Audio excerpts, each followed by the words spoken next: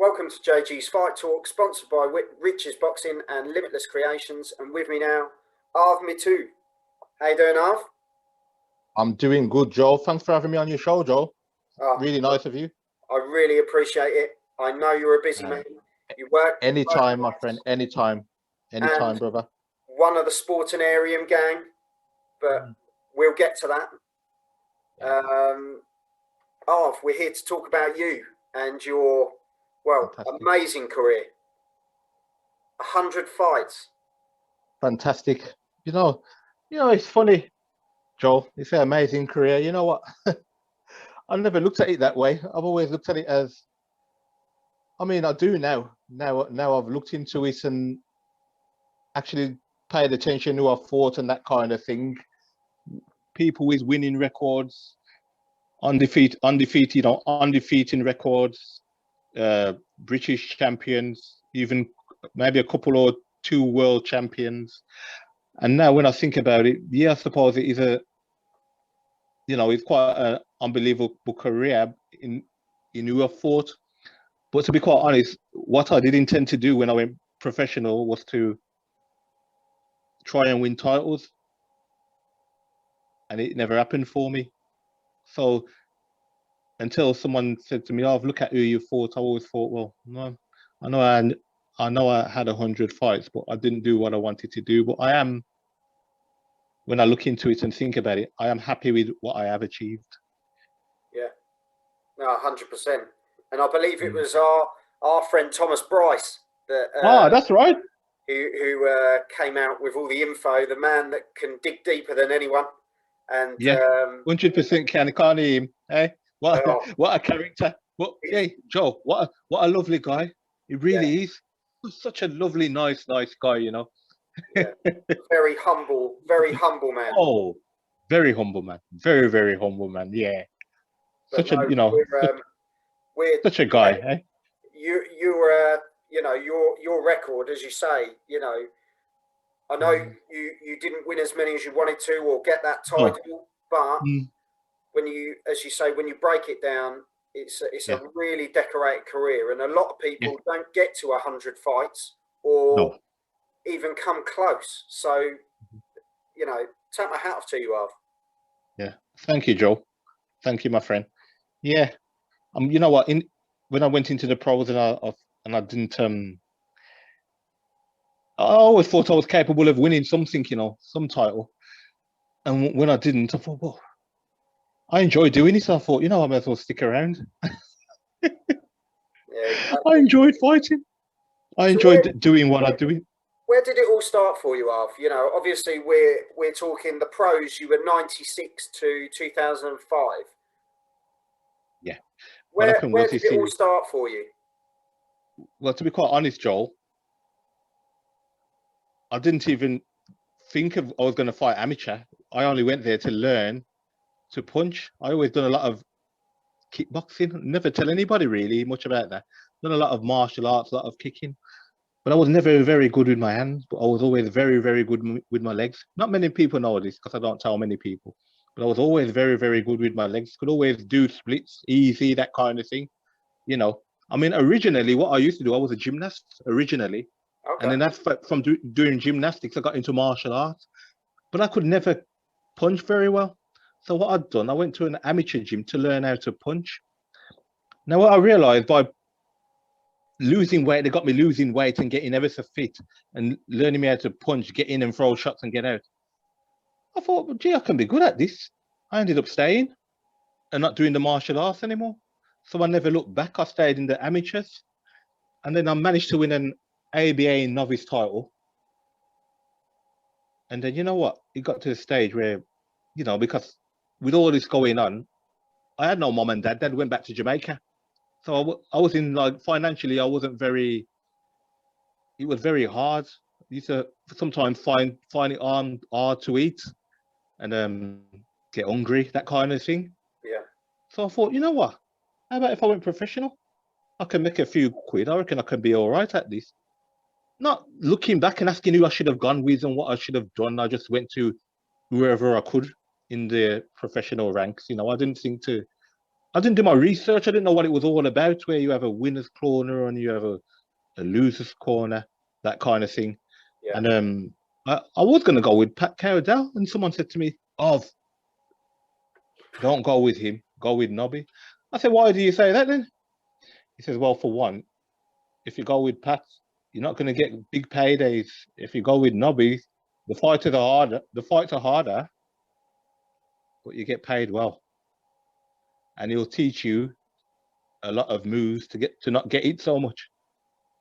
So, so I thought about it, and I went with Nobby because at the time, Joel, it's different now. There's quite a few promoters around the Midlands. Yeah. When I was a pro, it weren't that way. You only had two promoters. You had the promoter Pat Cowdell, or you had Mr. Nobby Nobbs. And what Nobby Nobbs done, you always fought on the road. That's the only thing.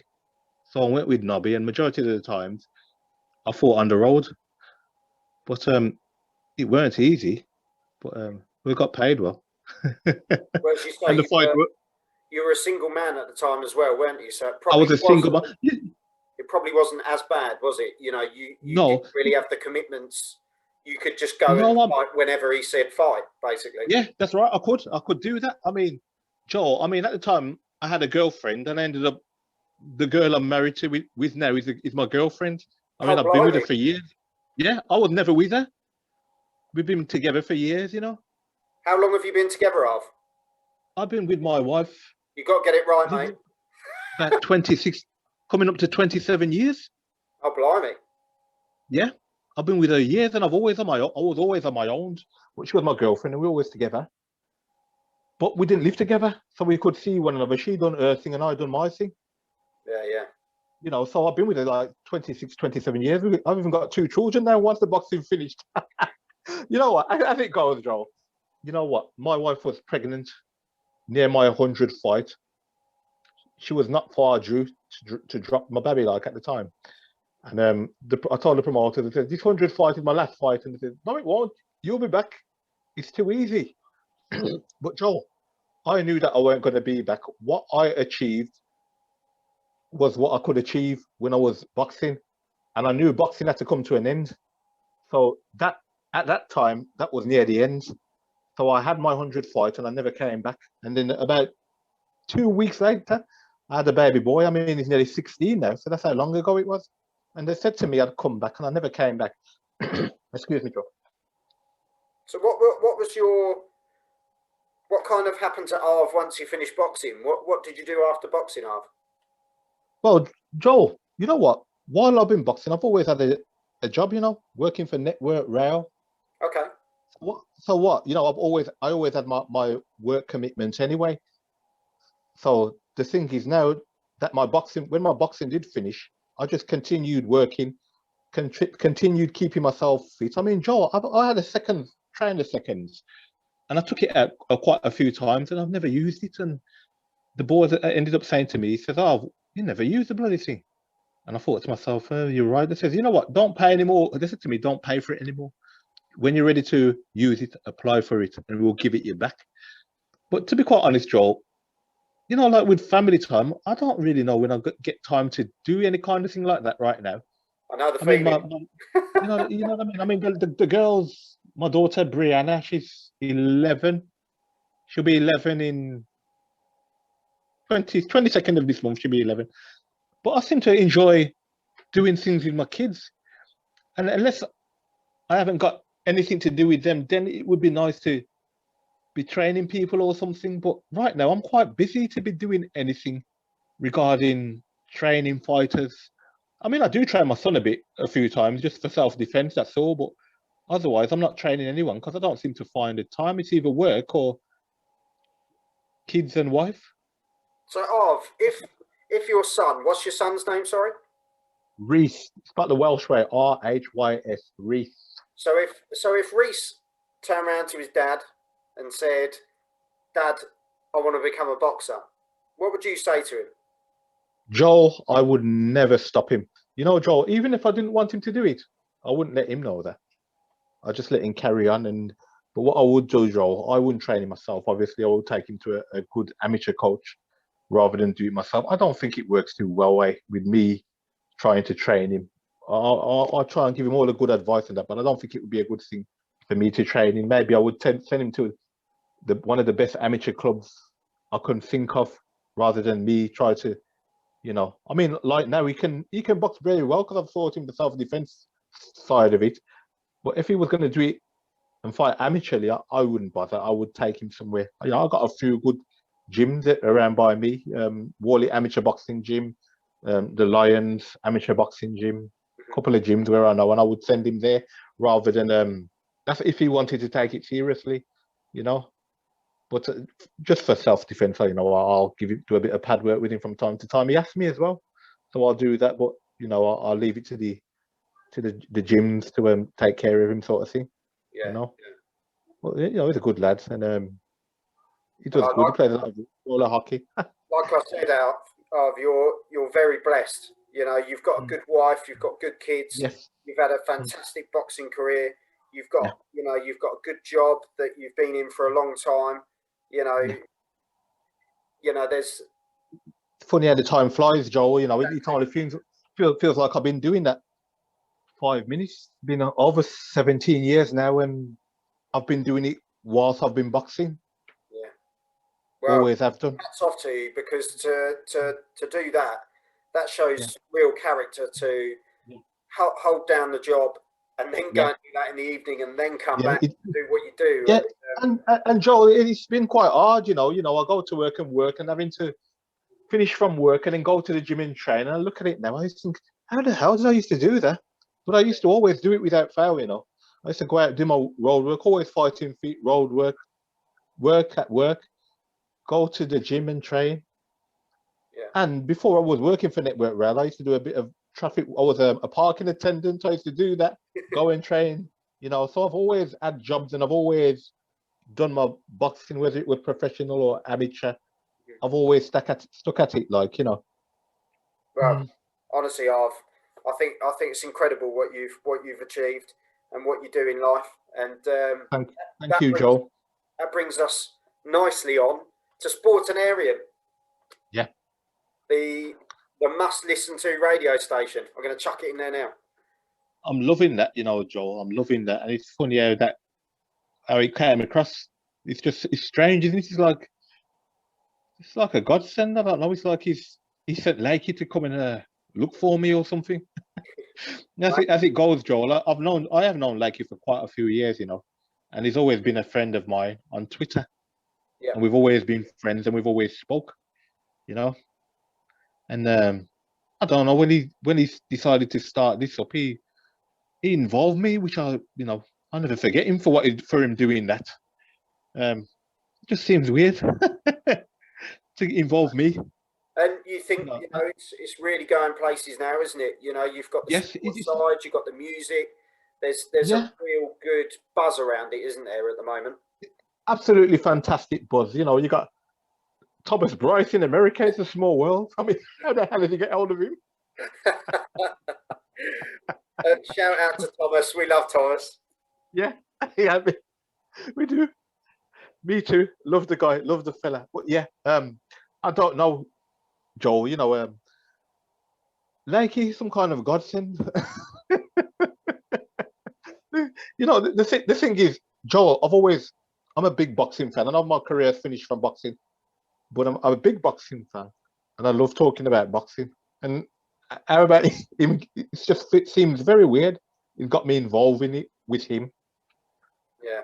And I absolutely love it. And I absolutely love the geezer. I actually love the guy. Such a lovely guy. Yeah. No, he is, and he's helped me out as well. And shout out to Lakey while we're on here. He's a 100%. really nice guy, and top man. we'll have to get him on here, Arv. We have to get him on. 100%. Thomas. 100%. All of us on. 100%. Wouldn't that be good? Hey. Well, let's have a chat about some upcoming fights, because there's some big ones that have been announced, but there's also big ones in the pipeline. We'll obviously get to the Joshua Fury thing shortly, which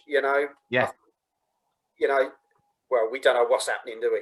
But no, we don't, because one minute Joel, 1 minute it's on, Yeah. and you see things that it's on, and then next minute you're hearing things from people, it's not on. So I don't know what's happening. But if it happens, don't get me wrong, it's going to be a good fight, but it ain't going to be an easy fight for either man. Because people are always saying Tyson Fury is going to win that. Maybe Tyson Fury is going to win, but it's not going to be an easy fight for him. It's going to be a hard fight because styles make fights. Yeah. And the people don't realize heavyweight scene, one punch changes everything, as we again, like you say. But hopefully, we've got Billy Joe Saunders Canelo coming up. You know what? That's going to be a cracking fight, that, Joel. You know, I mean, people seem to underestimate Billy Joe Saunders, but he can hit hard enough to box and keep Canelo off. I think if he can use his footwork right and hit and move, he's got a good chance of winning that fight. And people aren't giving him any chance, Joel. But then that's just my opinion, because that's my opinion. Well, I don't think Canelo's come up against anyone with that level of boxing ability. Don't get me wrong. He had Callum Smith, great boxer, but in my opinion, Billy's just got something where. Thank you. There's no fear. There's no fear with Billy. Is there? Totally agree, and that also helps you in your fighting career being that way, and I totally agree. No one to give it. When you look at the occasion, I watched the Canelo versus Youre, and put it this way: the ring walk was about 10 minutes for Canelo. Yeah, and I think, although Youre, we knew he wasn't going to win that fight. I knew that. But I think the occasion got to him. It's all the fireworks, all the flashing lights, the stage, the production, where Billy's just going to laugh at it because it's. That's right. He just sees the fight, doesn't he? Totally agree. You know something, Joel, as well? Can I say something about Canelo? I have seen fights where he come across against people like Billy Joe Saunders, and he hasn't won his fight. He hasn't won the fight. He hasn't won, but he got the decision. Yeah. Billy Joe Saunders ain't the funny, awkward. He ain't the first awkward guys he's had to fight. He's fought. He's had a couple of other fights where he didn't win, in my opinion, but he had got the decision. So I don't think it's going to be as one or two people think, is Billy Joel's going to lose, and he might lose it on points, but may not lose. He may do enough to win, but might not get the decision. Yeah, I think the mad thing is that's the way I see it going. Because it's over there, he's almost got to knock Canelo out, and that's going to be the hardest thing in the world. Because Canelo's got a hell of a chin. When you look at that Triple G, the power that Triple G possesses, and perfect example. Yeah, he hit him flush. Perfect example. Yeah, it took his head off, and it didn't even move. Yes, it didn't move. But incredible fight. Against stars make fights, and with a perfect technician like Billy Joe Saunders, because he can fight. He can be a fantastic boxer. He's going to give Canelo problems, a lot of problems. Going to give him a lot of problems. Yeah. I mean, but that's my opinion. Again, Joel, that's my opinion. A majority of people say, he'll do this and he'll do that. He'll beat up Billy Joe. I don't think he's going to go like that at all. I really don't. Yeah.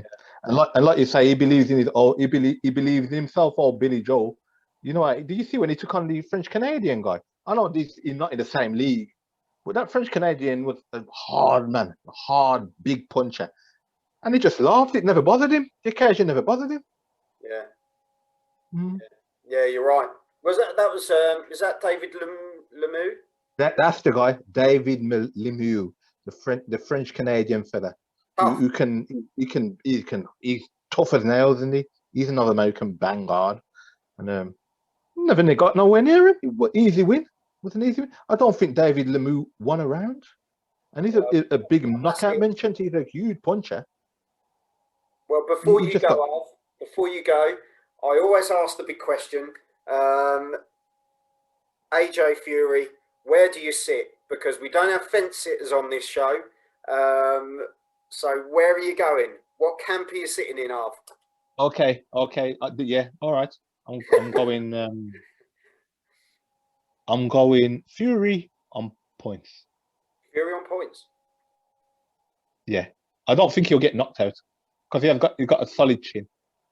I think Fury will win it. I think Fury will win on points. What are you saying? Are you going to say? Are you going to go with Joshua and say Joshua will knock him out? Because I've heard that a few times. I like how you've spun this round on me, Arv. You're the first person to spin it.